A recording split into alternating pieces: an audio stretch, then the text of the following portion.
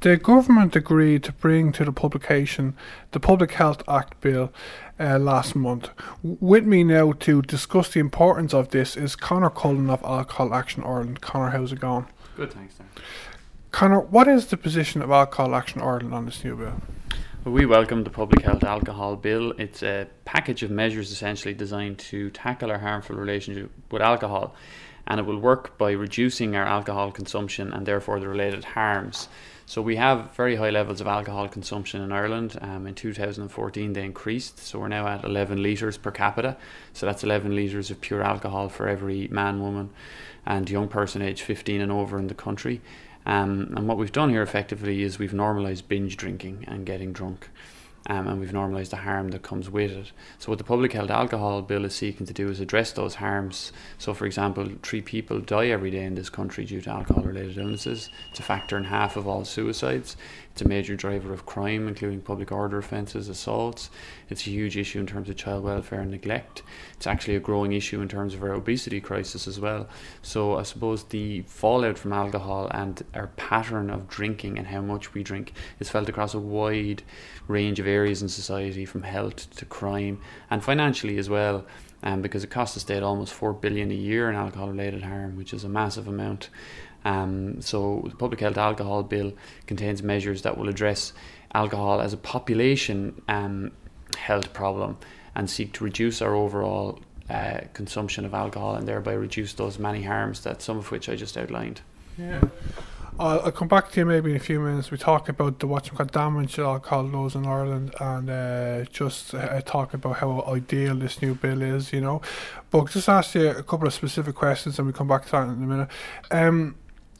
Do you find it disappointing that the government have said they are not going to ban alcohol advertisements from the media altogether and from sports? Well, on the issue of sports sponsorship, we are very disappointed that they haven't decided to bring in a ban on alcohol sponsorship of sport, which has been recommended numerous times, but most recently in the steering group report on the National Substance Misuse Strategy. Now, that document was published in 2012, and that followed 3 years of consultations, and the recommendations in that document essentially formed the basis of the Public Health Alcohol Bill. So, alcohol sponsorship of sport is a key marketing activity for the alcohol industry, and it's one of the prime ways in which young people and children in this country are exposed to alcohol advertising and marketing. And I suppose, when you get down to it, what you're doing with alcohol sponsorship of sport is you're associating a product that's inherently unhealthy and damaging and dangerous, particularly to young people who are very vulnerable to its effects. And you're associating with something healthy, something we all feel passionate about and we feel great pride in, which is our sporting games and our sporting organisations. So, the alcohol industry are using the sporting organisations as a vehicle to help them sell more alcohol, but we need to protect our children and young people from their exposure to this, because it's part of a wider problem, but it's a key part of it in the sense that children and young people are coming to associate alcohol with sporting prowess, social prowess, being popular, being fun, and at the heart of all that's good, but it's a completely, I suppose, unrealistic image that they're being sold. It's positive, it's risk-free, it's great, which is far removed from the reality of what alcohol can do to a young person's physical and mental health, and they need to be protected from that. And marketing and advertising is one of the key ways in which they're exposed to these risk-free positive images of alcohol all day, every day, and we really do need to address that. And it's simply wrong that we should associate sport, which is such a positive thing for young people and teaches them so much about fairness and teamwork and ethics and so many other things, as well as being physically healthy, with something like alcohol, which has the potential to cause such harm. Yeah, I have a couple of points on that that I find interesting, that I think a lot of people might have overlooked. Firstly, Leo Varadkar said that the cabinet are in favour of banning alcohol sponsorship of sports, but until alternative sponsorship is put in place for the sporting organisations, this cannot happen, and that the new curbs on alcohol advertising will be reviewed in 3 years' time. So Leo Varadkar himself acknowledges that this may be a good bill, but is not the most ideal bill, doesn't he? Yeah, and we would agree with that. This is a good start. This bill, there's lots of things in it that are to be welcomed, such as minimum unit pricing, and there's lots in it that's positive, but there's other things, of course, that we would like to have seen the government go a lot further on and be a lot stronger on. And I suppose the issue you raised there is that the government, according to Leo Varadkar, agrees in principle that sports, alcohol sponsorship of sport is wrong and should be phased out. But they're not going to do it till the sports organisations get alternative money. Well, that's a bit of a, that's not really a positive kind of approach to take to it, because, if you don't agree to phase it out, and it wasn't an overnight ban that was recommended, it was a 4-year phasing out, whereas these organisations would sign no new deals and they would have a substantial period of time, 4 years, to look for alternative sponsors. But if that's not brought in, what's their incentive to move away from the alcohol companies and the money that is thrown at them? There is no incentive. And in terms of alternative funding, to say that nobody's going to come in and fund the likes of the FAI or the IRFU, which are, two of the 3 key sporting organisations in this country and have a huge amount to offer sponsors, is simply not the case. And we faced this previously with tobacco, when we were told that there'd be no new sponsorship and sport would be ruined without tobacco money. The same arguments were made, and sport has thrived and flourished in its absence, and new sponsors came in. And the same thing will happen with alcohol. And the GA has already shown that, because the GA now no longer has a competition sponsored by an alcohol company. It still has one alcohol company retained as a partner of Croke Park, but it's found alternative sponsors for every single competition and shown that really this can be done. Yeah, the damage alcohol does, it's unbelievable, and it's a no-brainer really that we need radical change. All you have to do, if you ever go to an emergency department in a hospital, the amount of people who are there who are drunk, or they're there because of their drinking, it's unbelievable.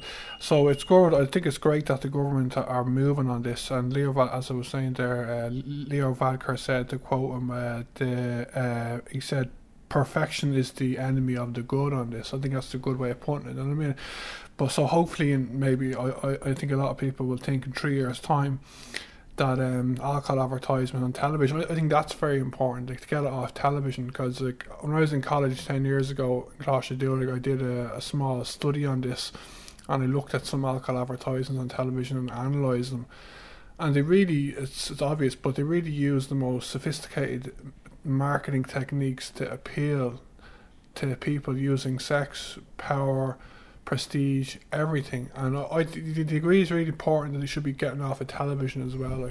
Yeah, they should be. Ideally we wouldn't have anyone exposed to these kind of alcohol advertisements, which, as you point out, are very kind of powerful and sophisticated influence on people's behaviour and beliefs around alcohol, whether they want to accept that or not. That's why those ads are there. They work to help to sell alcohol.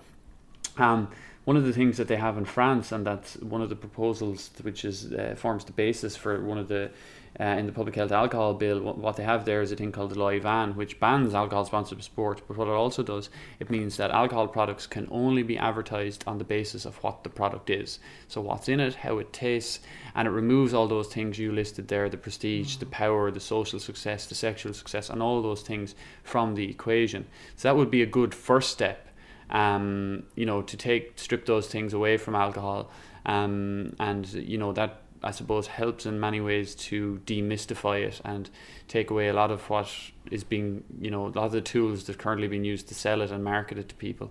Yeah, I think that would be a good first step, but my personal opinion is you should do all alcohol advertising on television should be gone, because if alcohol is a drug, and if alcohol was invented today, it would be made illegal, you know what I mean? And I just think that you should get rid of all the advertising. Watch them called liquid cigarettes, and we're getting rid of the plain packaging cigarettes now. Well, no, I agree with you on that, I suppose, but as you pointed out, you have to work with what you've got. And with this public health alcohol bill, you have to start somewhere, I suppose. And tobacco, that fight's been going on a long time, and a lot of progress has been made. Alcohol, this is the first ever public health legislation in relation to alcohol, and as much as I would like to see it and you would like to see it, there's simply not going to be a ban on alcohol advertising on television in this bill. So we have to start somewhere, and I do agree with you, and you make a brilliant point there, and that's because we've become so used to alcohol in our society and the abuse of alcohol and the harms from it, that we really haven't, a lot of us have lost the ability to step back and look at what it does. And your point is a great one, because if you came to the government today and the government and the Food Safety Authority and all these people and said, I've invented this new product, it's great, it's a great buzz, you're going to have lots of fun with it, it's alcohol, here, have a taste, and they'll say to you, well, is there any side effects? And you say, well, yeah, thousands of people are going to die every year, it's going to be people are going to get addicted to it, crime is going to soar, domestic violence is going to soar, there'll be lots of child abuse, neglect, welfare issues, it'll cripple our health system, we'll have 2,000 hospital beds a night taken up by this thing, as you point out. I mean, what are your odds of getting something like that true? Now, we're not calling for alcohol to be banned, that's not what we're about, we're talking about reducing the harm, but it does raise a valid point in the sense that because we've become so used to a pattern of binge drinking and we've become so used to the fallout from that we tend to accept it as normal, and it's not normal what's happening and the harms, and it's something that we shouldn't as a society accept, and we're currently, most importantly, completely failing to protect children and young people from becoming the next generation of binge drinkers and the next generation exposed to this harm. And until we actually make concrete steps, true regulation and true legislation to control alcohol and the abuse of alcohol in this country, that cycle is just going to keep on happening. Yeah, just last question, Conor. I understand that it may not be until the end of the year until this new bill comes into force, becomes an act. I understand that you have a campaign on this bill that is still going, don't you? Could you tell us about it, please? And finally, just tell us your if you could just give us a summarization in 30 seconds or more of the message of Alcohol Ireland to our listeners on the value or importance of this bill, please. We have a campaign, and anybody who wants to support the Public Health Alcohol Bill and write to their public representatives and express their support for it, which is really important, because the people's politicians and their public reps hear from industry all the time. They're lobbied heavily in terms of retaining the status quo, which is what has led us to this situation in terms of alcohol harm, but they need to hear from ordinary people as well who are concerned about this issue. And to do that, people can just log on to our site, which is alcoholireland.ie, and we have a campaign page there people can log on to. It's the Public Health Alcohol Bill, and 3 easy steps. It's all set out for you. All you have to do is put in your name, where you're from, and you'll be able to send an email very quickly to all your public representatives, just outlining your concerns around alcohol. And we'd encourage people to do that.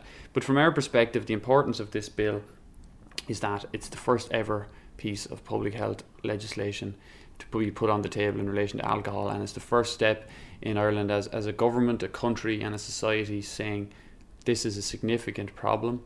We need to address it. It's causing widespread harm in society, and it's about time we took action to reduce that harm and to protect our citizens and put their interests before the interests of the alcohol industry.